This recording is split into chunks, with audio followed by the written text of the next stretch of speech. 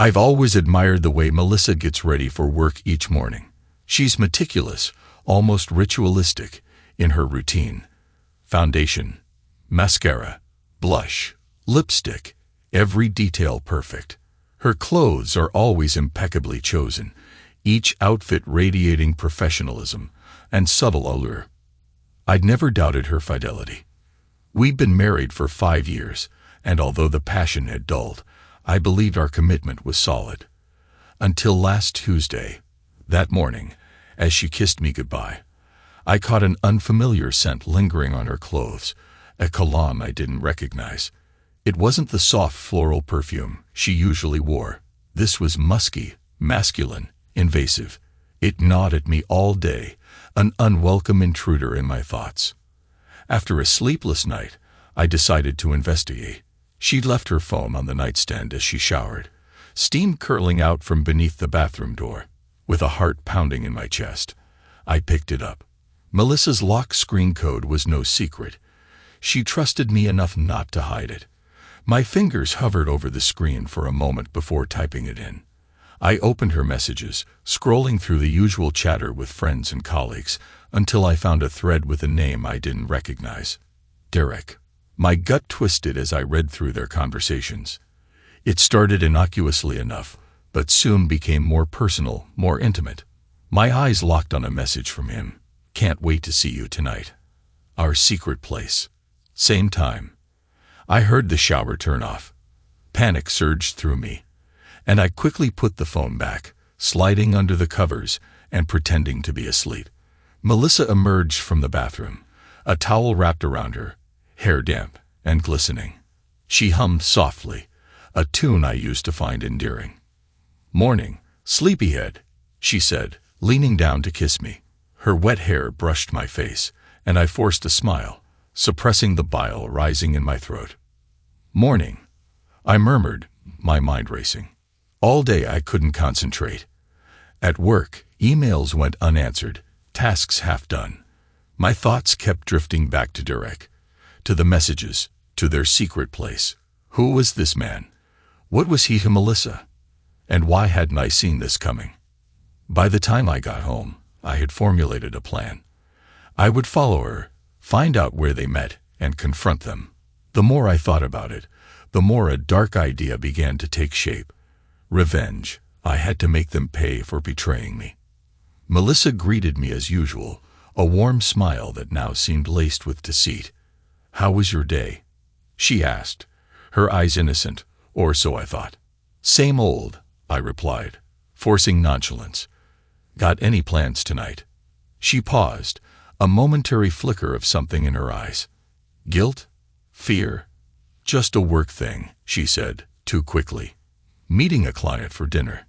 "Okay," I said, keeping my tone light. "Don't work too hard." She laughed, a sound that once brought me joy but now felt hollow. "I'll try not to."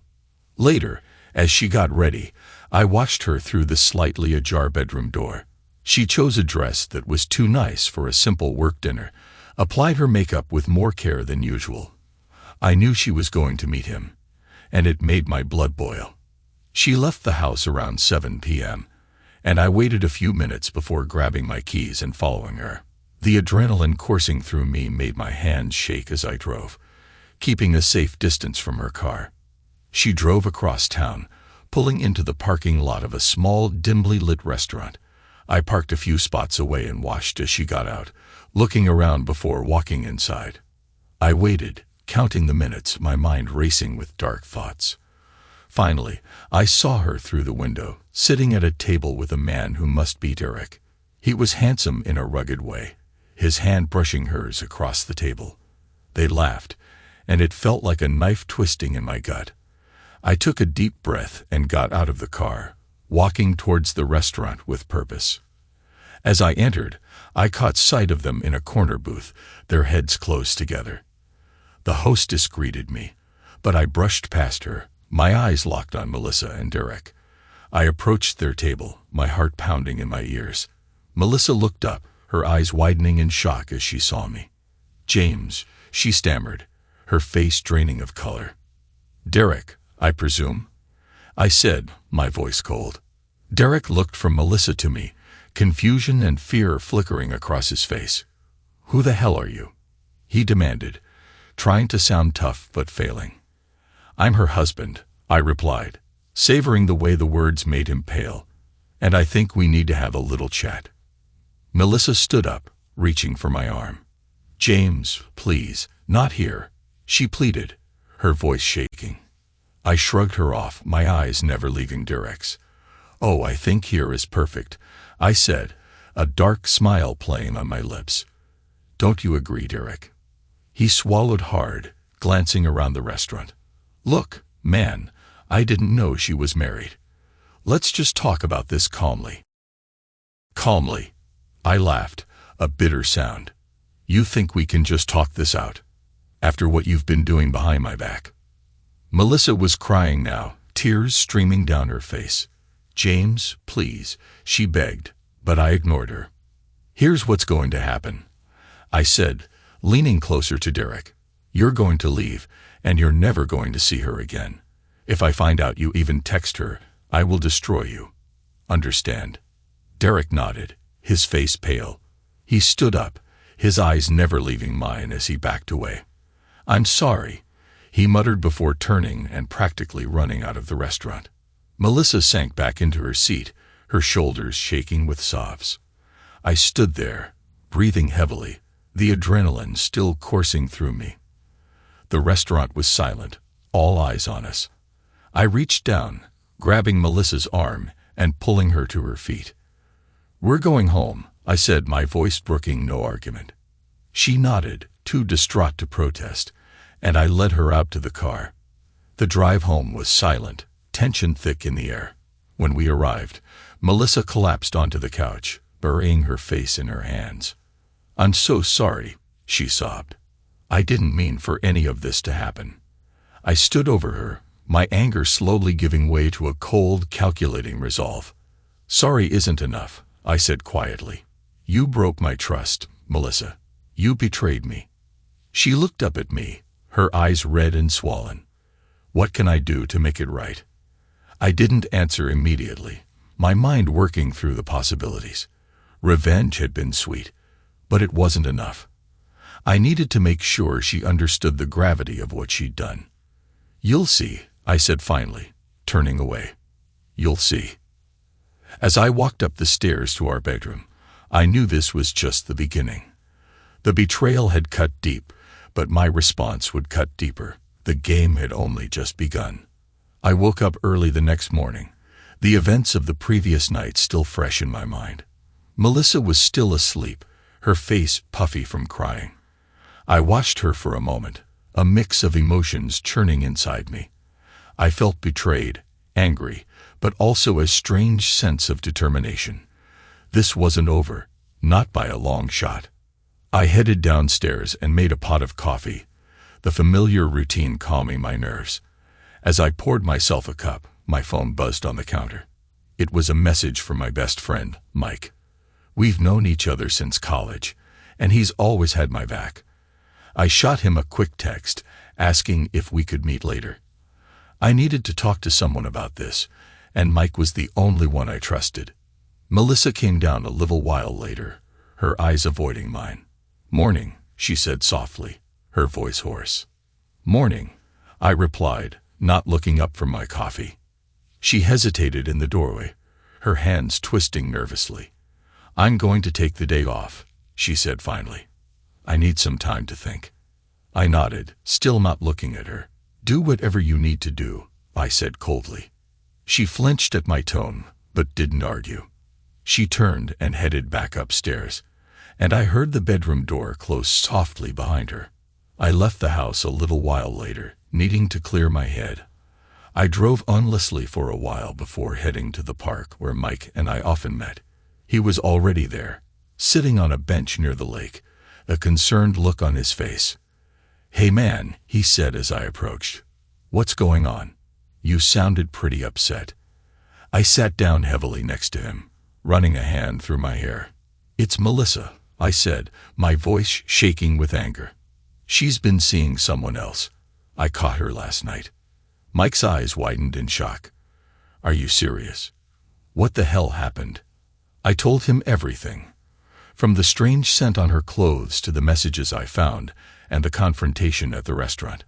By the time I finished, Mike looked as angry as I felt. That's messed up, he said, shaking his head. I can't believe she would do that to you. What are you going to do?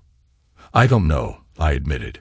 Part of me wants to just walk away, but another part of me wants to make her and that guy pay for what they've done. Mike nodded slowly. I get it, man, but you need to be careful. You don't want to do something you'll regret. I know, I said, frustration evident in my voice. But I can't just let this go. I need to do something. Mike was silent for a moment. Then he looked at me with a determined expression. All right, if you're serious about this, then I'll help you. We'll figure out a way to make them pay without getting ourselves into trouble. I felt a surge of gratitude for my friend. Thanks, Mike. I appreciate it. He clapped me on the shoulder. That's what friends are for. Now, let's figure out our next move. We spent the next couple of hours brainstorming ideas. Mike suggested we gather more evidence before making any moves. We need to know exactly what we're dealing with, he said. We need to find out who this direct guy is and what his relationship with Melissa really is. I agreed, and we decided to start by following Melissa. If she's been meeting Derek regularly, we should be able to catch them together again. I felt a grim sense of satisfaction at the thought. This time, I'd be prepared. We parted ways with a plan in place, and I headed home feeling more in control. When I walked in, Melissa was sitting on the couch, staring blankly at the TV. She looked up as I entered, her eyes wary. Where did you go? She asked quietly. Out, I said shortly. I needed to clear my head. She nodded, looking down at her hands. I'm sorry, James, she said, her voice trembling. I never meant for this to happen. I stared at her for a moment, a part of me wanting to believe her. But the hurt and anger were too strong. It's a bit late for apologies, don't you think? You made your choice. She flinched, tears welling in her eyes. I know, and I'll do whatever it takes to make it right. I didn't respond, turning away from her. I need some time to think, I said finally. I'm going out again. Don't wait up. I left the house without another word, my mind racing. I headed to a bar across town, a place where I could think without distraction. As I sat at the bar nursing a drink, I thought about Melissa and Derek, about the betrayal and the lies. The more I thought about it, the angrier I got. I pulled out my phone and called Mike. I need a favor, I said when he answered. I need you to find out everything you can about Derek. I want to know who he is, where he lives, everything. Mike didn't hesitate. Consider it done, he said. I'll get on it right away. I hung up and took a deep breath, feeling a sense of purpose. This wasn't over.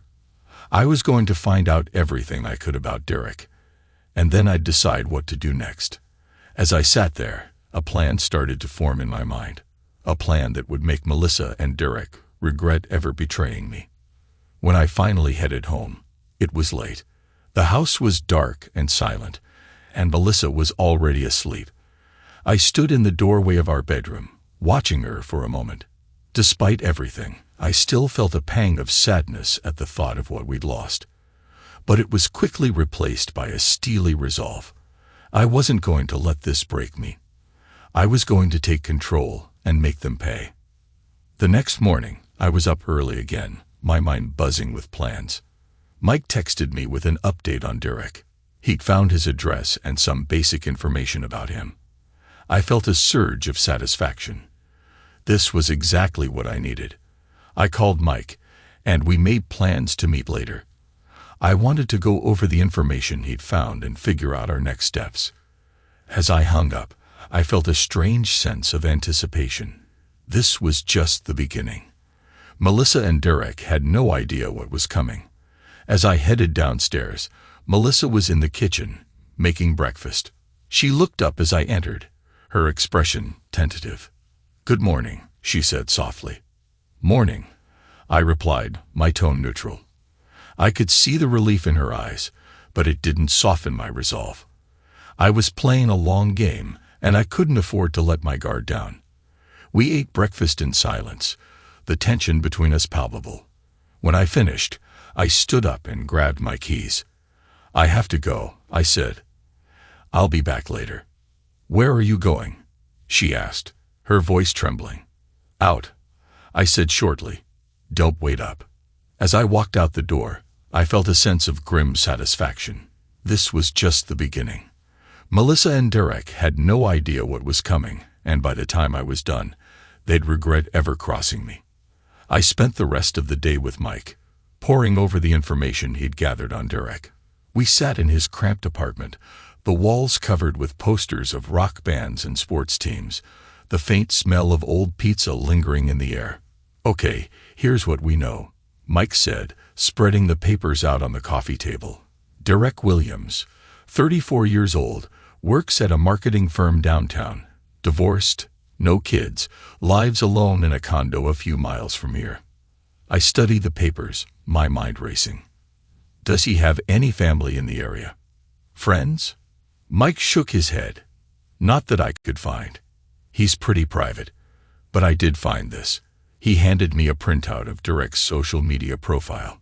"He's not very active, but he posts occasionally, mostly about work and the occasional outing."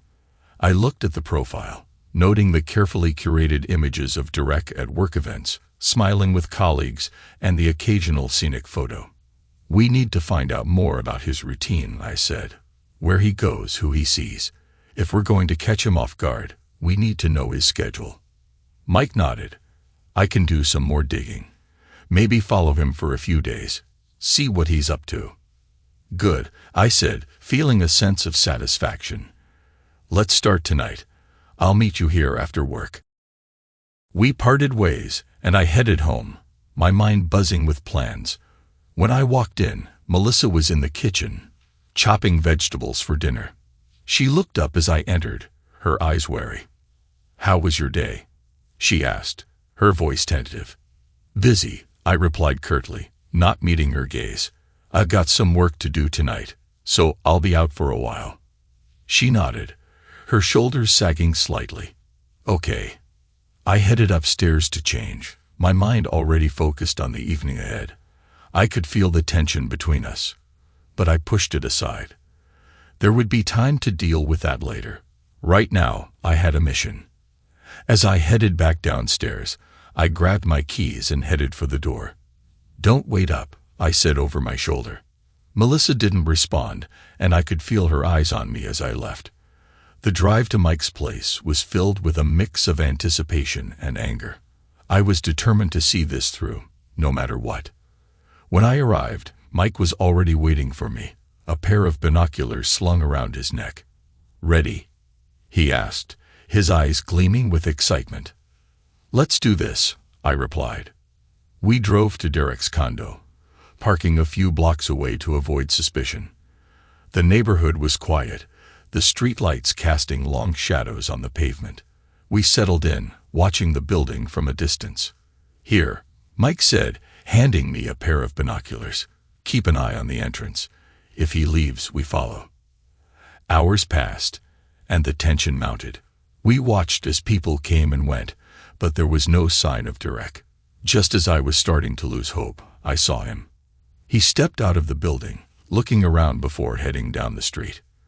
"There he is," I whispered, nudging Mike. "Let's go." We followed him at a safe distance, careful not to draw attention. He walked briskly, heading towards a bar a few blocks away. We watched as he entered, the neon sign casting a garish glow on his face. "Now what?" Mike asked, his voice low. "We wait," I said, my mind racing. "Let's see who he's meeting." We found a spot near the entrance, keeping a close eye on the bar. After a few minutes, a woman walked in. She was tall with dark hair and a confident stride. I recognized her immediately, one of Melissa's colleagues from work. "Who's that?" Mike asked, following my gaze. "One of Melissa's coworkers," I replied, my jaw tightening. "Looks like he's got a type." We watched as Derek and the woman found a table, their heads close together as they talked. The sight of them laughing and flirting made my blood boil. I clenched my fists, struggling to keep my anger in check. "What now?" Mike asked, sensing my agitation. "We need to get closer," I said, my voice low. "I want to hear what they're saying." We moved to a table near the bar, close enough to overhear their conversation. Derek was leaning in, his hand brushing the woman's arm as he talked. "So when can I see you again?" he asked, his voice smooth. She laughed, a tinkling sound that grated on my nerves. "Soon, I hope. I've missed you." My grip on the glass tightened, the anger bubbling up inside me. This wasn't just a casual fling. Derek was a serial cheater, and he'd been playing Melissa and this woman against each other. I looked at Mike, my eyes hard. "We need to do something," I said. "I can't just sit here and watch this." Mike nodded, his expression serious. "I've got an idea," he said, "but you're not going to like it." "What is it?" I asked, my curiosity piqued. "We confront him," Mike said. "Right here, right now. Let him know we're onto him. Maybe it'll scare him off." I hesitated, the idea tempting but risky. But as I watched Derek and the woman laughing together, my resolve hardened. "Let's do it," I said, standing up. We made our way to their table, the tension in the air palpable. Derek looked up as we approached, his eyes widening in surprise. "Can we help you?" he asked, his voice steady but his eyes betraying his unease. "You can start by explaining what the hell you're doing," I said, my voice cold. The woman looked confused, glancing between Derek and me. "Do you know these guys?" she asked, her tone wary. Derek tried to play it cool, but I could see the fear in his eyes. "I don't know what you're talking about," he said, his voice a little too smooth. "Cut the crap," Mike said, stepping forward. "We know about you and Melissa. And now this. How many women are you stringing along?" The woman's face paled, and she stood up abruptly. "What is this, Derek?" she stammered, his facade crumbling. "It's not what it looks like, Lisa." "I can explain." But Lisa wasn't listening. She grabbed her bag and stormed out of the bar, leaving Derek to face us alone. "Look," he said, his voice desperate. "I don't want any trouble. Can we just talk about this?" "We're done talking," I said, my voice ice cold. "Stay away from Melissa, and if I ever see you near her again, you'll regret it." Derek nodded, his face ashen. Okay, I'll stay away. Just please, leave me alone." Mike and I turned and walked out of the bar, the adrenaline still coursing through my veins. As we stepped into the cool night air, I felt a strange sense of satisfaction. This was just the beginning. Derek might be out of the picture for now, but I wasn't done. Not by a long shot. When I got home, Melissa was waiting for me, her eyes red and swollen from crying. "Where have you been?" she asked, her voice trembling. "Out," I said shortly. "I had some things to take care of." She looked at me, her eyes pleading. "James, please, I'm sorry. I'll do anything to make this right." I stared at her for a moment, the anger and hurt still fresh. "We'll see," I said finally, turning away. "We'll see." As I headed upstairs to bed, I couldn't shake the feeling that this was far from over. Melissa and Derek might be out of my life, but the betrayal still lingered. And I was determined to see this through to the end, whatever it took. The next few days passed in a tense blur. Melissa and I existed in a strained silence, each of us pretending to live our lives while a storm brewed beneath the surface. Mike and I continued to keep an eye on Derek, making sure he kept his distance. One evening, just as the sun was setting, Mike called me. "You need to get over here," he said, his voice urgent. "I found something. Something big." I grabbed my keys and headed over to Mike's place, my mind racing. When I arrived, he was pacing the living room, a look of grim determination on his face. "What is it?" I asked, the tension in my voice matching his. Mike handed me a folder, his expression serious. It's about Derek. There's more to him than we thought. I opened the folder and started reading. My eyes widened as I took in the details. Derek wasn't just some random guy Melissa met. He had a history, a criminal record for fraud and embezzlement. And it got worse. Are you sure about this? I asked, looking up at Mike. He nodded. I triple-checked. Derek Williams isn't his real name. He's been using different aliases for years, conning women and stealing their money. He's dangerous, James. A cold shiver ran down my spine. This changed everything. It was no longer just about betrayal. It was about danger. Melissa was in over her head, and she didn't even know it. We need to tell Melissa, I said, my voice steely. She needs to know who she's dealing with. Mike nodded. I agree, but we need to be careful. If Derek finds out we're onto him, there's no telling what he might do. We headed back to my house, the gravity of the situation weighing heavily on us. When we arrived, Melissa was in the living room, staring blankly at the TV. She looked up as we entered, her eyes filled with confusion and fear. What's going on? She asked, her voice trembling. We need to talk, I said, my tone serious. It's about Derek. Her face paled, and she looked between Mike and me, her eyes wide with fear. What about him? Mike stepped forward, his expression grim. Derek isn't who you think he is. He's a con artist, Melissa. He's been using you. She shook her head, disbelief etched on her face. No, that's not possible. Derek wouldn't do that. I handed her the folder, watching as she flipped through the pages. Her hands trembled, and tears welled up in her eyes. I don't understand, she whispered. How could I have been so blind? It's not your fault, I said gently. He's been doing this for years. He's good at it. She looked up at me, her eyes filled with despair. What do we do now? We go to the police, Mike said firmly. They need to know about Derek. And you need to stay away from him, Melissa. He's dangerous. She nodded, wiping away her tears. Okay, I'll do it. I'll go to the police. As we sat down to plan our next steps, the doorbell rang. We exchanged wary glances, and I walked over to the door, peering through the peephole. My heart skipped a beat when I saw Derek standing on the porch, a smug smile on his face. James, open up, he called out, his voice dripping with false friendliness.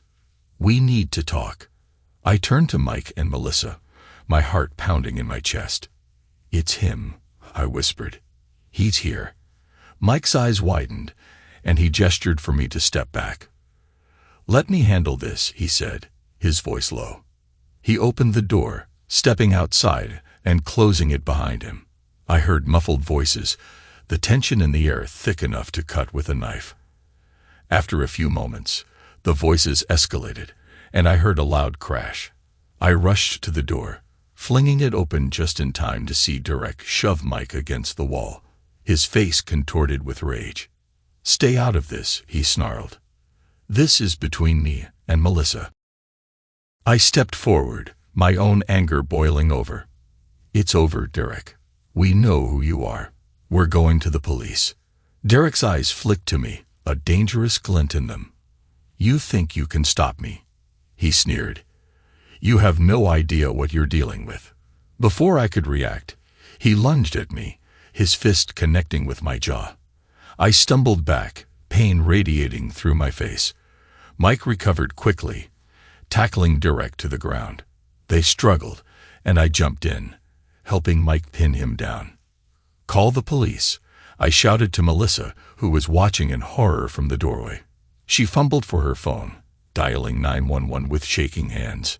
Please hurry, she cried into the phone. We need help. There's a man attacking my husband.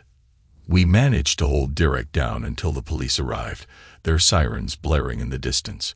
They burst through the door, pulling Derek off of us and handcuffing him. As they led him away, he glared at me, a sinister smile on his face. This isn't over, he hissed. I'll be back. The police took our statements, and we finally began to relax as Derek was driven away in the back of a squad car. Melissa collapsed into my arms, sobbing uncontrollably. "I'm so sorry, James," she whispered. "I never meant for any of this to happen." I held her close, my own emotions in turmoil. "We'll get through this," I said, my voice shaking. "Together." In the days that followed, we worked with the police to ensure Derek was charged for his crimes. The evidence Mike gathered was crucial, and it became clear that Derek would be behind bars for a long time. Melissa and I began to rebuild our relationship, the experience bringing us closer together in ways I never thought possible. The betrayal still hurt, but I was determined to move past it. We started going to couples therapy, working through our issues and learning to trust each other again. One evening, as we sat on the porch watching the sunset, Melissa turned to me, her eyes filled with gratitude. "Thank you for standing by me," she said softly. "I don't deserve it, but I'm so grateful." I took her hand, squeezing it gently. "We've both made mistakes," I said, "but what matters is that we're here together. We can get through anything." As the sun dipped below the horizon, I felt a sense of peace settle over me. The past few weeks had been a whirlwind of emotions, but I was finally starting to see the light at the end of the tunnel. Just as I was about to suggest we go inside, my phone buzzed with a text. I pulled it out, frowning as I read the message. It was from an unknown number, and my blood ran cold as I recognized the words. "This isn't over. I'll be back. Derek." I showed the message to Melissa, her face draining of color. "What do we do?" she whispered, fear evident in her voice. I took a deep breath, steeling myself for what was to come. "We stay strong," I said firmly. "We don't let him control our lives, and we make sure he never gets the chance to hurt us again." As we headed inside, I knew that the road ahead wouldn't be easy, but with Melissa by my side, I was ready to face whatever came our way. Together, we were stronger than any threat Derek could throw at us, and we'd make sure he never got the chance to tear us apart again.